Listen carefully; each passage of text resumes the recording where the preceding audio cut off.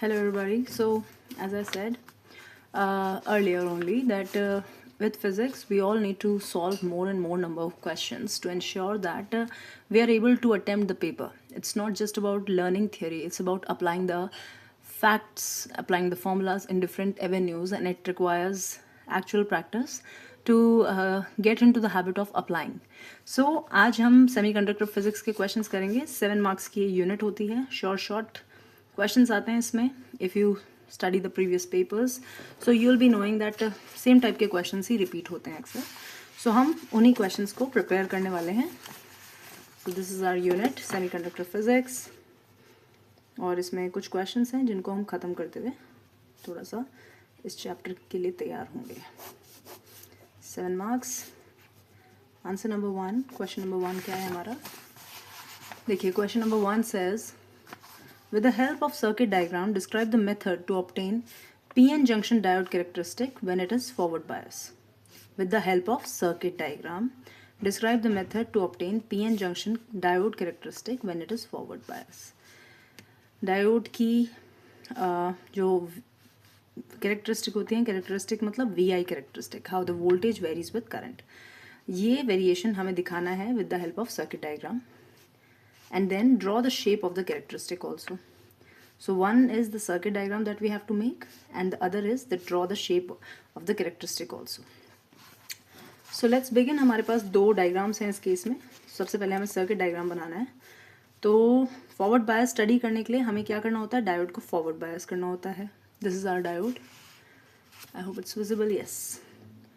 So this is our diode, and diode को forward bias करने के लिए क्या करना है मुझे? डायोड का पॉजिटिव टर्मिनल मेरे बैटरी के पॉजिटिव टर्मिनल से कनेक्ट करना है, एंड नेगेटिव टर्मिनल फर्स्टली मैं एक यहाँ पे की लगाऊंगी.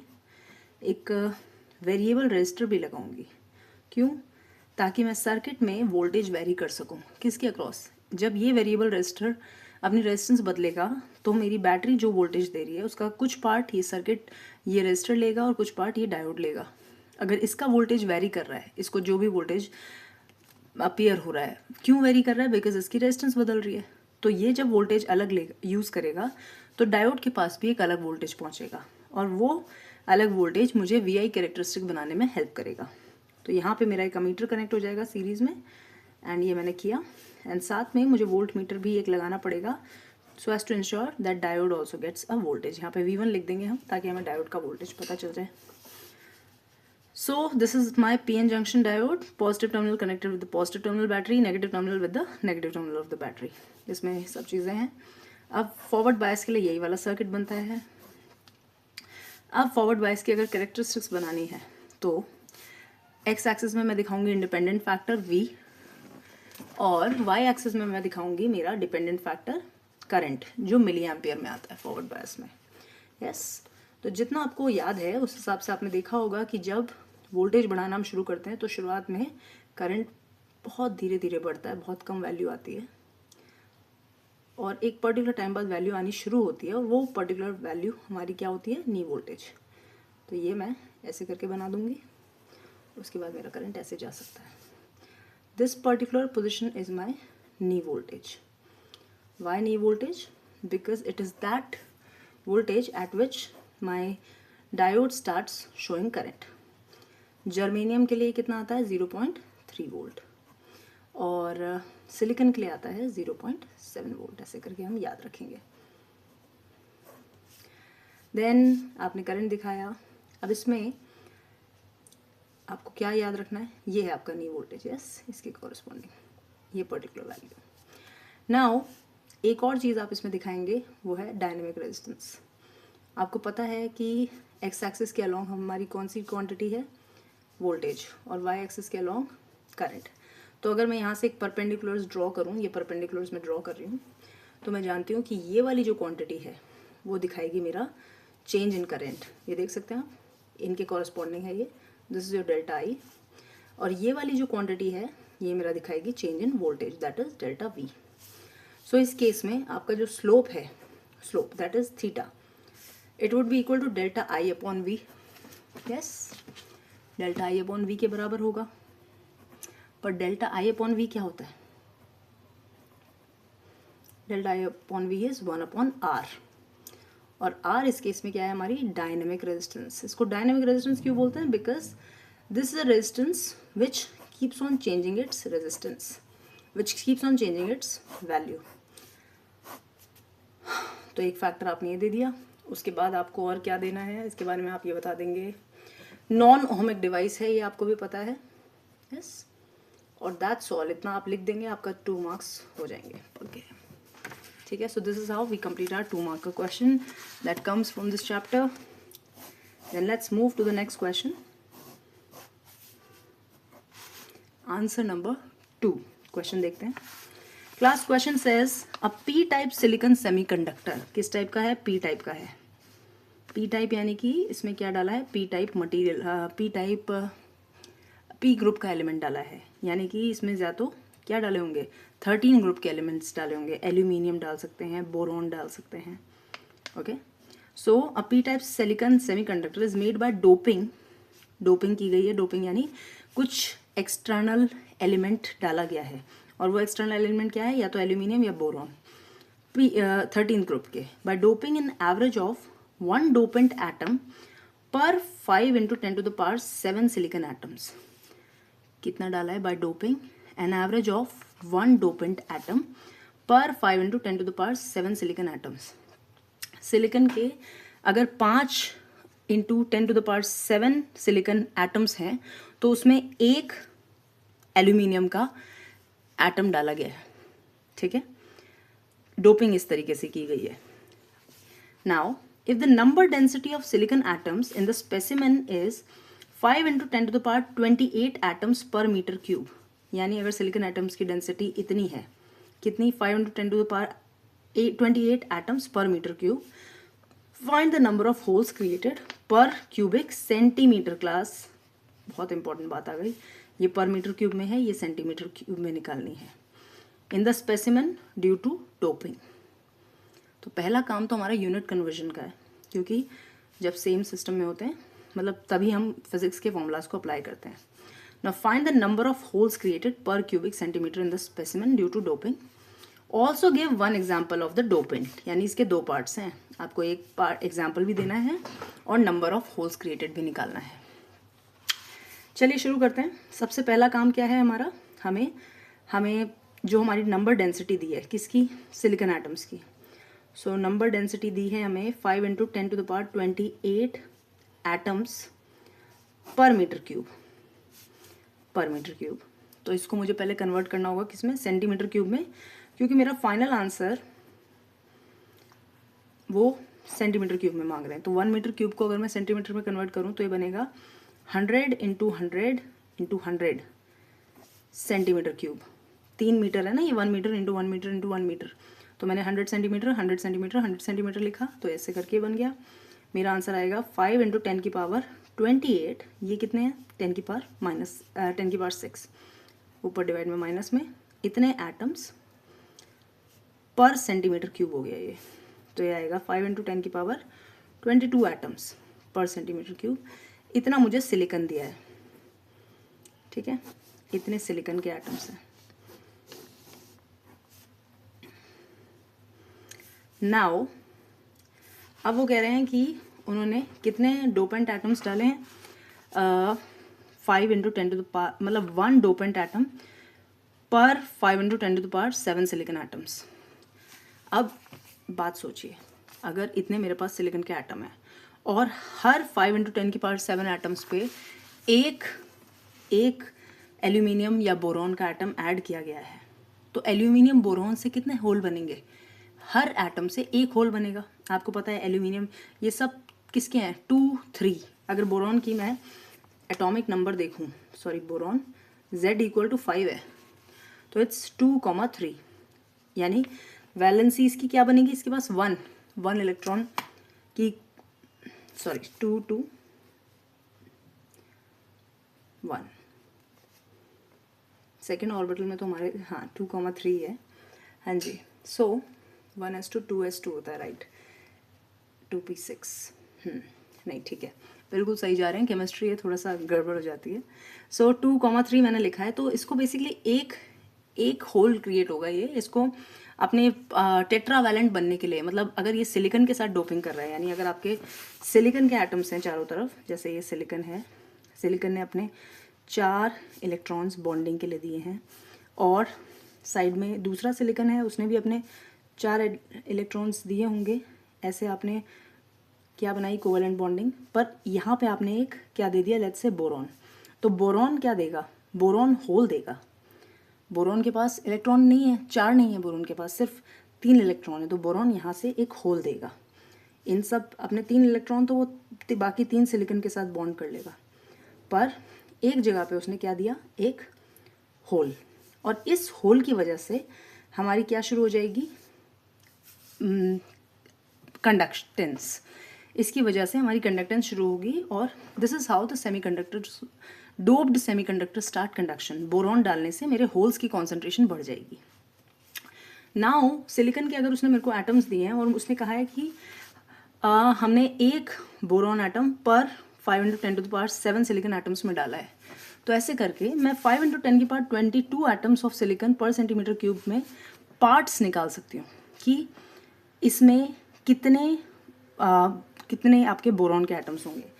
तो for example if I have to find the concentration for number of boron, it would be equal to number of silicon atoms, जितने भी मेरे पास हैं, number density of silicon atoms, divide by this 5×10⁷ atoms.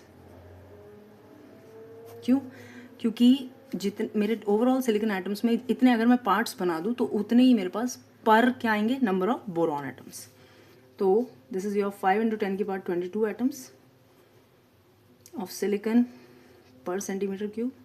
इसको divide करेंगे हम किससे, 5×10⁷ atoms.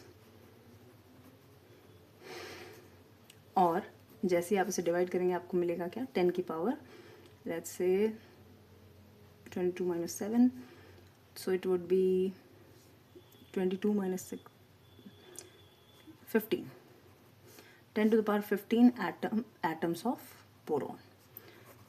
of boron पर centimetre cube.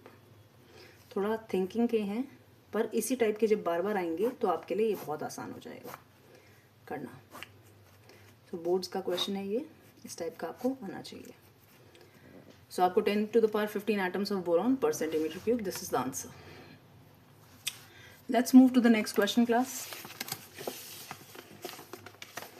Next question is next question is draw circuit arrangement for studying VI characteristic of PN junction diodes. So PN junction diode के लिए circuit arrangements बनानी है, यानी circuit arrangement बोल दिया है, यानी कि आपको दोनों तरह की बनानी पड़ेगी, फॉरवर्ड बायस भी एंड रिवर्स बायस भी।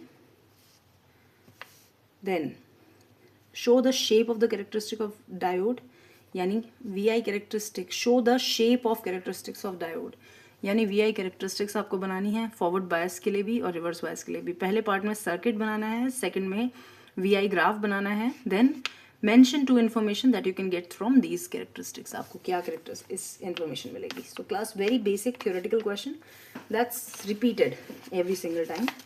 So let's move to our answer number 3. Circuit arrangement बना लेते हैं। अभी फॉरवर्ड बायस में आपके सामने बनाई है मैंने, इस बार हम रिवर्स बायस भी बनाएंगे। फर्स्ट पार्ट है circuit arrangement. Class forward bias के लिए क्या करना है आपको, सबसे पहले आपका डायोड बनेगा, आप बैटरी बनाइए, आप की बनाइए, फिर आप वेरिएबल रजिस्टर बनाइए, एंड आपको यहाँ से एक अमीटर भी दिखाना है, और अमीटर में लिख दीजिएगा मिली एम्पियर में होगा फॉरवर्ड बायस में। इससे आपका आंसर और मीनिंगफुल बन जाएगा। और यहाँ पे आपका वोल्टेज की रेंज आप लिख सकते हैं 0 to 3 वोल्ट, ठीक है। और ये आपका volt source. This is your forward bias. For forward bias you can mention, FB मत लिखिएगा, फॉरवर्ड बायस ही लिखिएगा, आप स्टूडेंट हैं। Yes, then let's make for reverse bias. Reverse bias में क्या होना है हमारा, positive terminal of the battery has to be connected with the negative terminal. मैं डायोड तो ऐसे ही बनाऊंगी, बट अब मैं नेगेटिव टर्मिनल को सीधा positive terminal of the battery से लगाती हूँ। और अब इसके आगे मैं लगाऊंगी मेरा, पहले तो लेट्स अप्लाई अ की हियर, हमने की लगा दी है। आगे हम लगाएंगे वेरिएबल रजिस्टर और एक अमीटर आप यहाँ पे लगा सकते हैं। अब अमीटर में करंट इस केस में क्या आएगा, इस केस में अमीटर में करंट माइक्रो एम्पियर में आएगा। देन आपका यहाँ पे वोल्ट मीटर लगेगा और वोल्टेज आप 0 से 30 वोल्ट भी रख सकते हैं क्योंकि रेंज बड़ी होती है इसमें ज़्यादा वोल्टेज देने के बाद हमें माइक्रो एम्पियर में करंट मिलता है। So everything is done, this is your reverse bias circuit. Variable resistor मैं आपको बता चुकी हूँ हम क्यों लगाते हैं, so that we can change or vary the voltage across diode. So we got two arrangements. Now both corresponding to both these arrangements we can make our characteristics also. So let's make the characteristics for forward bias. So class, यहाँ पे V, यहाँ पे I आपका milli ampere में है। अभी आपने बनाया था वोल्टेज, आपको क्या करना है, शुरुआत में बहुत कम वैल्यू दिखानी है करंट की एंड देन एकदम से बढ़ाना शुरू करना है। This point would be your knee voltage. Then इसमें आप यहाँ पे डायनामिक रेजिस्टेंस दिखाइए, स्लोप दिखाइए theta, delta I upon delta we, yes. And फिर आप लिख सकते हैं आर, फॉरवर्ड बायस की जो रेजिस्टेंस होगी R, it's equal to delta V upon delta I. और आप इसमें लिखिएगा comes in dash into 10 to the power 3 ohm range, मतलब ये जो रेजिस्टेंस आएगी वो 10 की पावर 3 ओम रेंज में आएगी। क्यों? क्योंकि आपका करंट किस में है, मिली एम्पियर में, इसलिए इस रेंज ने मिली ऊपर जाके 10 की पावर +3 हो जाएगा, तो आपका आंसर इसमें आएगा। जबकि अब इस केस में अगर रिवर्स बायस में बनाएंगे, सो रिवर्स बायस में आपको पहले तो वोल्टेज उल्टा दिखाना है, यानी ऑपोजिट डायरेक्शन में दिखाना है, तो ये ग्राफ इस तरीके से बनेगा। वोल्टेज आपका नेगेटिव है इस तरफ, आप उसकी रेंज लिख सकते हैं 0 से 30 वोल्ट, और आपका यहाँ करंट है, और करंट किस में आएगा आपका, माइक्रो एम्पियर में। इधर देखिए ऐसे आपको दिख रहा होगा। अब इसमें क्या है, इसमें आपका पहले तो आप वोल्टेज बढ़ाते जाइए, आपको कोई वैल्यू नहीं मिलती है, फिर एकदम से आपका ब्रेक डाउन वोल्टेज आता है और उस पर आपका करंट इनफाइनाइट हो जाता है। This particular voltage is called as break down voltage. जब वैलेंस शेल्स या कहूँ वैलेंस बैंड के जो इलेक्ट्रॉन्स हैं या होल्स हैं वो कंडक्ट करने लग जाते हैं, उस एक मोमेंट पे आपका रिवर्स बायस में आपको करंट मिलना शुरू होता है, माइक्रो एम्पियर में काफ़ी ज़्यादा मिलना शुरू होता है। That is called as break down voltage. और इस केस में अगर आप आर रिवर्स बायस निकालेंगे, रिवर्स बायस की, तो आप डेल्टा वी अपॉन डेल्टा आई करेंगे और नीचे आपका माइक्रो एम्पियर में होगा, तो आपकी जो वैल्यू आएगी वो इंटू 10 की पावर 6 ओम आएगी। और आप इसमें रेजिस्टेंस भी देख सकते हैं, देखिए कितनी ज़्यादा आएगी अगर आप इसको किसी पर्टिकुलर पॉइंट पे निकालने की कोशिश करते हैं। अगर आप यहाँ पे भी निकालने की कोशिश करते हैं, मतलब इस तरीके से बनाएंगे अगर आप ग्राफ, तो देखिएगा आपको वैल्यू बहुत ज़्यादा मिलेगी। This is how you can complete first and second part. 2 marks आपके पूरे हो चुके हैं, सो 3 मार्कर। थर्ड क्वेश्चन पे चलते हैं, थर्ड पार्ट पे। Mention 2 information that you can get from these characteristic. So you will से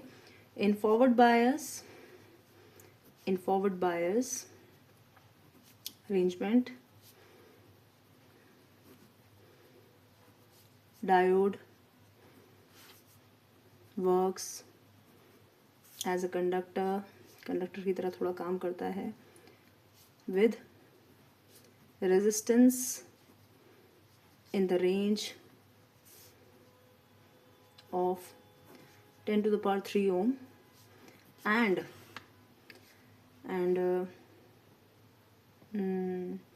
current in milliamperes.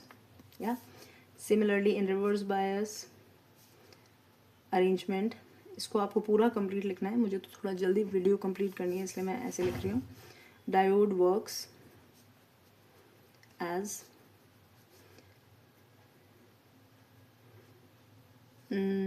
a insulator for a while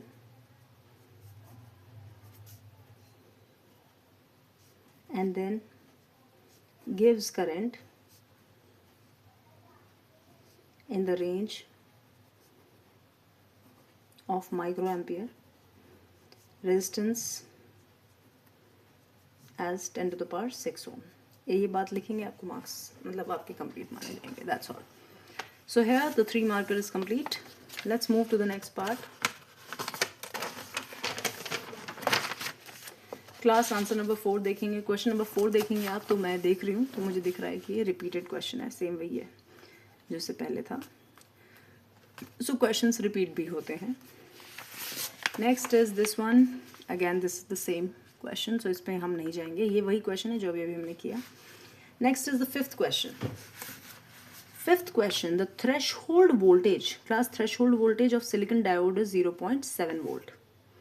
It is operated at this point by connecting the diode in series with a battery of V volt and a resistor of 1000 ohm. Find the value of V when the current drawn is 15 milliampere. Class threshold voltage. What is the threshold voltage? It's basically the knee voltage. एक बार फिर से हम question को read करेंगे ताकि हमें कुछ समझ आए. So question says the threshold voltage of a silicon diode is 0.7 volt. जिस वोल्ट पे डायोड काम करना शुरू करता है वो 0.7 वोल्ट है. It is operated at this point by connecting the diode in series with a battery of V volt. Diode series में कनेक्ट है V वोल्ट की बैटरी के साथ, and a resistor of 1000 ohm. यानी एक ऐसा सर्किट है जिसमें डायोड भी है और रेजिस्टर भी है. Find the value of V when the current drawn is 15 milliampere. Current भी दिया हुआ है. क्योंकि सीरीज कनेक्शन है तो हमारे सर्किट में जो करंट जा रहा है वो सब हमें पता है. So let's make the circuit first. Answer number है ये हमारा 5th. सो आपको बनाना है पहले डायोड. डायोड के साथ सीरीज में एक रेजिस्टर बनाइए. ये रेजिस्टर है 1000 ओम का. देन आपको बनानी है एक V वोल्ट की बैटरी, और यही है आपका सर्किट. That's all. अब यहाँ से आपका करंट जा रहा है. करंट कितना है? 15 मिली एम्पियर. ये करंट डायोड से पास होता है और 1000 ओम के रेजिस्टर से भी, और that's how the circuit is complete. तो हम बेसिक किरचॉफ लॉ लगाते हैं.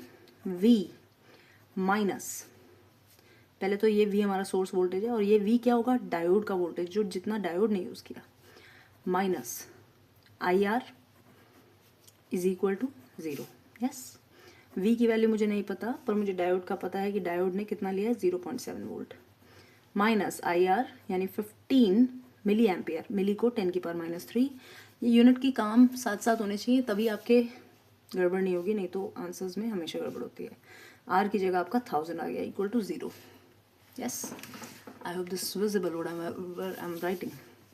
सो V इज इक्वल टू कितना आएगा क्लास? -0.7 माइनस 15, 10 की पावर -3 प्लस 3, ये 10 की पावर 0 होगा, इक्वल टू 0. तो V की वैल्यू आएगी आपकी 15.7 volt. And has the answer. ये माइनस माइनस इस तरफ जाके एड अप हो जाएंगे. Quite easy for 2 marks. Okay, so बहुत ज़्यादा डिफिकल्ट नहीं है, ईजी है. प्रैक्टिस करेंगे सारे क्वेश्चंस हो जाएंगे और 7 मार्क्स हमारे कंप्लीट हो जाएंगे. मॉडर्न फिजिक्स और ये मिला के अगर हम करेंगे तो हम आराम से 7 मार्क्स गेन कर सकते हैं. Let's move to the next question. Answer number 6 कहते हैं what are majority and minority charge carriers in an extrinsic semiconductor. So what you will say? Majority charge carriers. Class majority में हूँ जो, ठीक है, और वो मेजॉरिटी में क्यों होंगे और किसकी मेजॉरिटी? किस में मेजॉरिटी? एक्सट्रिंसिक में. एक्सट्रिंसिक का मतलब ही ये होता है कि वो सेमीकंडक्टर जिसकी डोपिंग की जा चुकी है. तो डोपिंग अगर की गई है यानी इसमें कोई एडिशनल एक्सटर्नल एलिमेंट डाला गया है, उसके एटम्स डाले गए हैं, तो उन एटम्स की वजह से कुछ चार्ज कैरियर्स बढ़ेंगे. या तो इलेक्ट्रॉन्स बढ़ेंगे या होल्स बढ़ेंगे. इलेक्ट्रॉन तब बढ़ते हैं जब हम N टाइप सेमीकंडक्टर बनाते हैं, या कहूँगी 15th ग्रुप के एलिमेंट्स को डालते हैं, जैसे कि क्या? Phosphorus.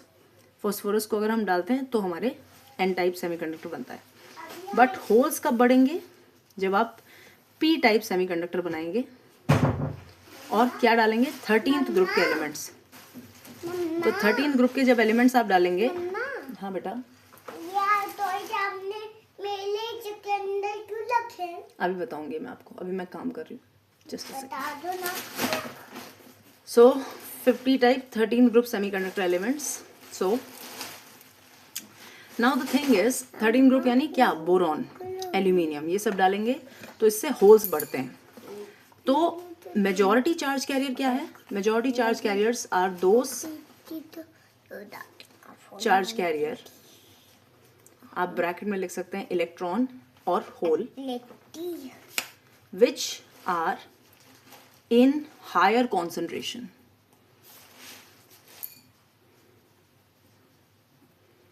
In the doped semiconductor. Doped semiconductor में जिसकी कॉन्सेंट्रेशन ज़्यादा है उसको हम बोलते हैं majority charge carrier. Doped semiconductor की जगह एक्सट्रिंसिक भी लिखा जा सकता है. डोप्ड लिखेंगे तो उससे टीचर को पता चलेगा कि आपको आता है एक्सट्रिंसिक का मतलब. जो ज़्यादा कॉन्सेंट्रेशन में है majority charge carrier. So they are in majority, आप लिखेंगे they are in majority because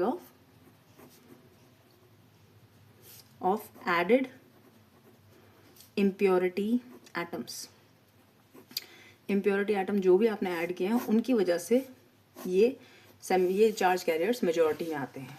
then minority charge carriers में आप क्या कहेंगे? माइनॉरिटी चार्ज कैरियर्स में आप कहेंगे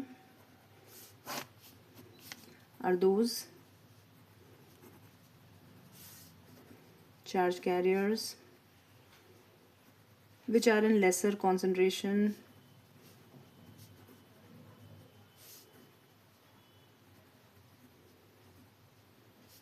and they are there due to I would say due to the heat absorbed by valence band charge carrier. Charge carrier कौन हो सकता है? इलेक्ट्रॉन या होल भी हो सकता है. पर वैलेंस बैंड के जो हमारे इलेक्ट्रॉन या होल हैं, जब वो थोड़ी सी हीट एब्जॉर्ब करते हैं फ्रॉम एनवायरनमेंट, तो वो क्या करते हैं, कुछ चार्ज कैरियर्स को एनर्जी देते हैं कि वो मूव कर सकें. तो वो चार्ज कैरियर इलेक्ट्रॉन या होल भी हो सकता है. यानी कोई भी आपको सेमीकंडक्टर आपने लिया है पर वो इंट्रिंसिक है. valence band charge carrier from they are there due to the heat absorbed by valence band charge carrier from environment in an intrinsic semiconductor. intrinsic semiconductor में जो आपके valence band के atoms हैं उसमें कुछ atoms के electrons energy absorb कर लेते हैं because of the environment and उस heat से वो थोड़ा सा conduction शुरू कर लेते हैं और कंडक्शन बैंड में भी पहुंच सकते हैं कुछ, और कुछ आपके वैलेंस बैंड में ही होल्स क्रिएट हो सकते हैं. तो इनका जो कंडक्शन शुरू होता है उस कंडक्शन से जो चार्ज क्रिएट होता है that charge is basically due to minority charge carriers. ये बहुत कम होते हैं कॉन्सेंट्रेशन में बिकॉज ये एनवायरनमेंट का हीट एब्जॉर्ब करके अटेन हुए हैं. तो ये इंट्रिंसिक सेमीकंडक्टर में मिलते हैं. सो आपका इस तरीके से आप कहेंगे. सो मेजॉरिटी चार्ज कैरियर्स क्रिएट होते हैं डोपिंग से और माइनॉरिटी चार्ज कैरियर्स क्रिएट होते हैं from the heat absorb from the environment. So this is how it is. Next part is a PN junction. अब एक बात और भी है, माइनॉरिटी चार्ज कैरियर इन्होंने कहा है इन एन एक्सट्रिंसिक सेमीकंडक्टर. सो आप ये भी कहेंगे ये तो heat absorb by valence charge carrier electron from the environment intrinsic semiconductor. In an extrinsic semiconductor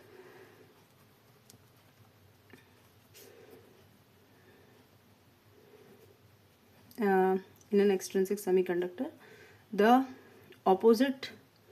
अब मैं इसको मेंशन करना चाहती हूँ. फॉर एग्जांपल अगर किसी सेमीकंडक्टर में आपके पी टाइप आपका सेमीकंडक्टर है तो पी टाइप में आपके मेजॉरिटी चार्ज कैरियर क्या होंगे? होल्स. और माइनॉरिटी चार्ज कैरियर्स क्या होंगे? इलेक्ट्रॉन्स. क्योंकि उनकी कॉन्सेंट्रेशन कम हो गई है. आपने इलेक्ट्रॉन्स का रीज़न अभी भी क्या है? External heat absorbed through the by the semiconductor. So आप यहाँ पे इंट्रिंसिक की जगह एक्सट्रिंसिक भी लिखेंगे तो भी आपका आंसर होगा. कहने का मतलब क्या है कि इंट्रिंसिक सेमीकंडक्टर हो या एक्सट्रिंसिक सेमीकंडक्टर हो, दोनों में हीट एब्जॉर्ब की वजह से जो चार्ज कैरियर्स क्रिएट होते हैं उन्हें माइनॉरिटी कहते हैं.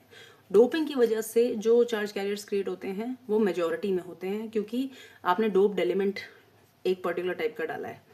सो इन एन एक्सट्रिंसिक सेमीकंडक्टर, आप अगर अब अपने आंसर को सपोर्ट करना चाहते हैं तो आप क्या लिख सकते हैं, P type semiconductor,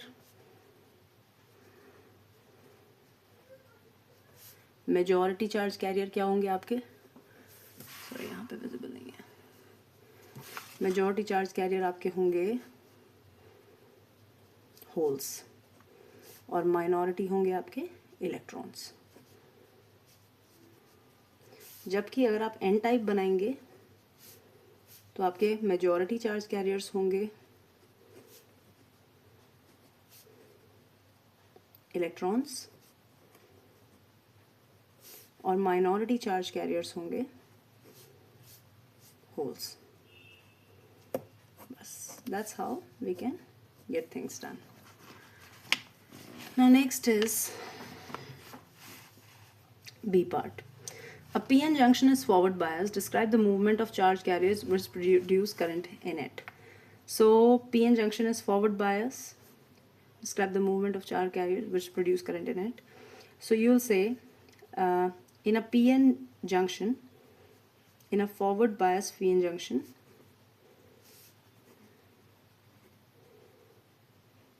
junction, holes moving from P type to N type side would produce the current as holes travel from P to N side. Electrons move from N to P side analogously. So I think this much would be enough. This movement is the happening due to the external electric field, which is reducing the net electric field across junction. अब क्या है कि आपको पता है कि जब PN junction बनता है तो आपके एक पर्टिकुलर साइड पर, जैसे आपने पी टाइप सेमीकंडक्टर बनाया तो पी टाइप सेमीकंडक्टर में आपने होल्स दिए हैं। सो अब बात यह है कि किसी भी सिलिकॉन एटम में अगर देखें तो सिलिकॉन एटम के पास अब क्या आ जाएंगे, आपके नंबर ऑफ प्रोटॉन्स तो 14 ही रहेंगे, पर आपने जो बोरॉन के एटम्स ऐड किए हैं, बोरॉन के एटम्स में अगर आप देखें जो भी आपने डोपिंग की है, let's talk about the element use for doping. So P type के अगर आप एलिमेंट्स देखेंगे, पी टाइप में आपने बोरॉन डाला है मान लेते हैं, तो बोरॉन के अगर जो भी न्यूक्लियाई होंगे उसमें 5 प्रोटॉन ही होंगे, बट बोरॉन के आसपास अगर आप इलेक्ट्रॉन देखें तो अभी बोरॉन के खुद के इलेक्ट्रॉन भी 5 ही हैं, पर प्रॉब्लम ये है कि वो एक ऐसी लैटिस में है जहाँ पे जगह बच गई है, मतलब सिलिकॉन का एटम इलेक्ट्रॉन होना चाहिए था, बॉन्डिंग होनी चाहिए थी, सिलिकॉन के एटम की जगह आपका बोरॉन का एटम आ गया है, तो एक सिंगल प्लेस बच चुका है। तो सिंगल प्लेस की वजह से क्या होगा कि बोरॉन के पास